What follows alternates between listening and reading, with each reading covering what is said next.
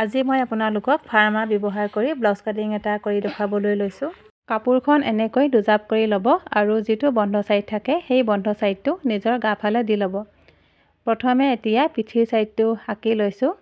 Blouse cutting কৰোঁতে প্ৰথমে সদায় ইনাৰ কাপোৰটোতে ব্লাউজ কাটিংটো কৰি ল'ব আৰু পিঠিটো অকণমান কমকৈ কটা দিব কৈছিলে, সেইকাৰণে অকণমান কমকৈ কটা দিছোঁ। দেখিছেনে, শ্বেপটো দিবৰ কাৰণে ফাৰ্মাটো অকণমান ওপৰলৈ নি শ্বেপটো এনেকৈ দি ল'লোঁ। পিঠিৰ ছাইডটো আঁকি হোৱাৰ পাছত এতিয়া আগফালৰ ছাইডটো আঁকি লৈছোঁ।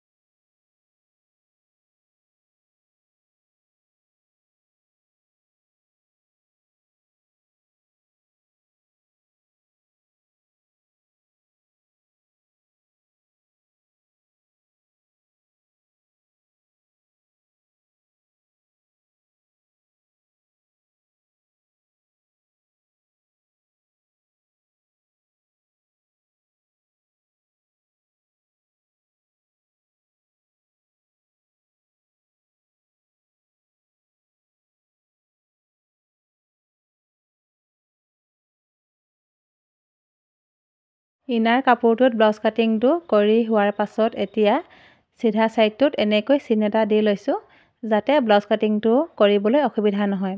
আৰু এইখন হৈছে হাতখন, দেখিছেনে অকণমান যে ডাউন কৰি কটা আছে, সেই ছাইডটো আগফালে হ'ব আৰু এইখন হাতো তেনেকৈয়ে চিন এটা মই দি ল'লোঁ।